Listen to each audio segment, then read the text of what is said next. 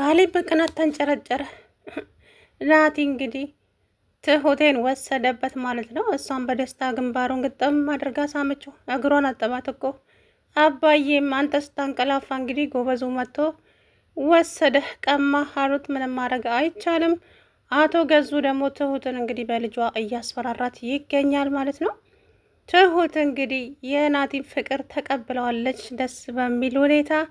ትሁቴ ፈገግ ብላ ቤቲ እንግዲህ ራሷን ስታ ሆስፒታል መግባቷ የማይቀር ነው።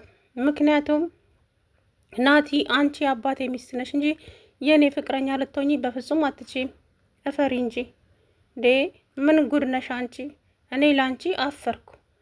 ግን ለማንኛውም ትሁትን ታያት ከዚህ በኋላ ናቲ እንግዲህ ከዚህ በኋላ አንቺ የኔ ሴት ብቻ ነሽ።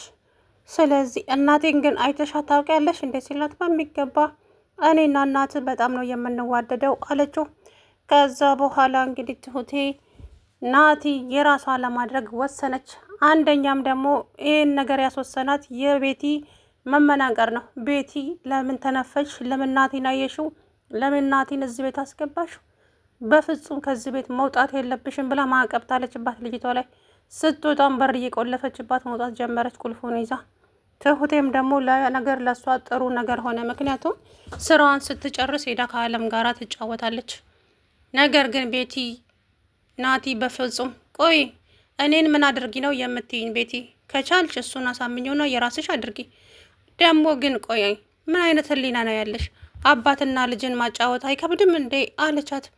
አንቺ እንዴት ብትደፍሪኝ ነው እንደዚህ አይነት ቃላት ለኔ የምትመልሽልኝ? አለቻት። አይ እውነታው ነው ብዬ ነው ቤቲ፣ ቢመርሽም ዋጩ፣ ግን ደግሞ ይደብራል አባትና ልጅን አንድ ላይ ማጫወት አለቻት። ከዛ በኋላ ትሁት ከዚህ በፊት ነግሬሽ የለ እንዴ እኔ አባቱን አላፈቅረውም፣ ቢሆንም አብረሹ ግን እየኖርሽ ነው፣ አንድ አልጋይ ላይም አብራችሁ እየተኛችሁ ነው። ስለዚህ ይሄ ልጅ ደግሞ ከአንቺ ጋር ሊሆን ይችላል። ከሆነ ደስ ይለኛል። ከቻልሽ ደግሞ ናቲን ወደ ራስሽ አምጪው፣ እኔን ግን ተይኝ፣ ስራ ልስራበት። አንደኛ ቆይ አንቺ ከኔ ምንድን ነው የምትፈልጊው ስትላት፣ ከአንቺ አንድ ነገር እፈልጋለሁ ቤቲ። ምን? ከዚህ ቤት እንድታሰናብቱኝ ብቻ። እሱንማ እኮ እኔ እፈልግ ነበረ። ገዝሽ እምቢ አለ። ሚስጥር እኮ ይዘሻል። ሚስጥራችንን ልትበትኝብን ነው እንዴ? እኔ ለማንም አልናገርም፣ ግን ከዚህ ቤት አስወጡኝ እባካችሁ። በቃ ከዚህ ቤት መውጣት እፈልጋለሁ አለቻት። ከዛ በኋላ አሁን ዞር በይ ከፊቴ፣ እፊቴ ብዙ ከቆምሽ ከባድ ነገር ይፈጠራል ትሁት አለቻት። አንቺ ታመሻል እንዴ? ቆይ ምንድን ነው የምትዩ? ምን አድርጉ ነውስ የምትይን? እባክሽን ተረጋጊ ቤቲ፣ ተረጋጊ፣ ራስሽ ተመለሽ እንጂ ምን እየሆንሽ ነው? ነገሮች እኮ እንደዚህ አይቀጥሉም እንዴ። ሲቀጥል ሰውየው ቢያቅስ ምን እንደሚልሽ ታውቂያለሽ? ይሄ ሰውዬ ኃይለኛ ነው እንዳየሁት ከሆነ። ጥሩ ነገር ግን አይፈጠርም ወይ እሱ በሌለበት ከአንቺና ናቲ ያላችሁን ችግር ጨርሱ። ከዛ በኋላ ትሁት እንደዛ ካለቻት በኋላ እንግዲህ ናቲሻ ውጭ አገኛትና ካፌ ላይ ቁጭ ብለው ከትሁት ጋራ ነች። ቤት ደወለች። የት ነው ያለኸው? ሰፈራችሁ ያለው ካፌ ውስጥ ነኝ አላት። ከማን ጋር? ጥሩ እንግዳ አይተሹም ማታቂ እንግዳ ጋር ነኝ፣ እንደውም ነይ ላስተዋውቃችሁ ብሎ ስትመጣ ትሁት ናት። እሷ ናት እንግዳ? አዎ ምን ነው ተዋወቂያት፣ ትሁት ትባላለች።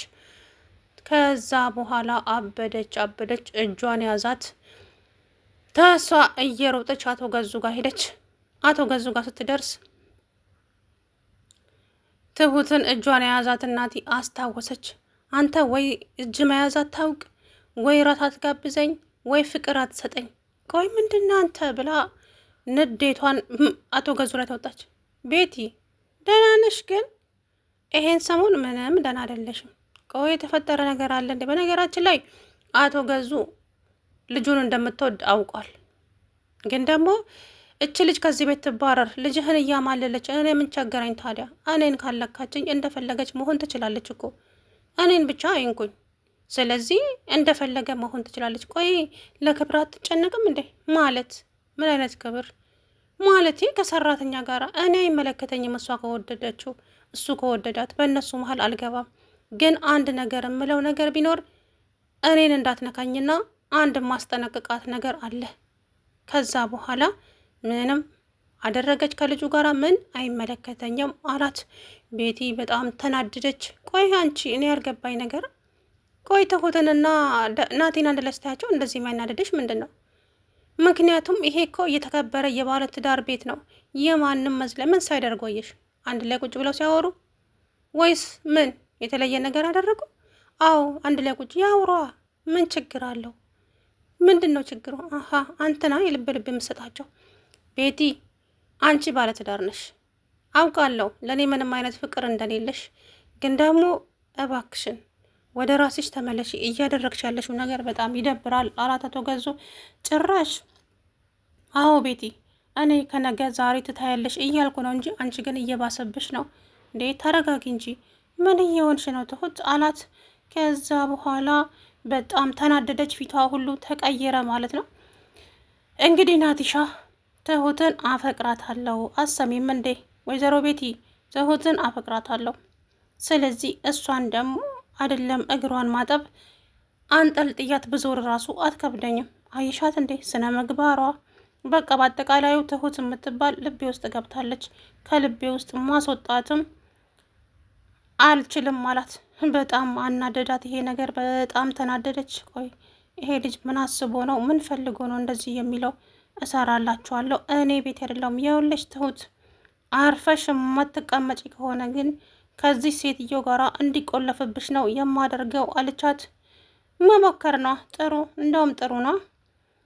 እሷ ጋር አንድ ላይ ቆልፈሽኝ ከእሷ ጋር ብቀመጥ ለእኔም ደስታዬ ነው። ምን አለቻት? አዎ ምን ነው እንደውም ለእኔ ደስታ ነው። አንድ ላይ አስቀምጭን ከእሷ ጋር አለቻት።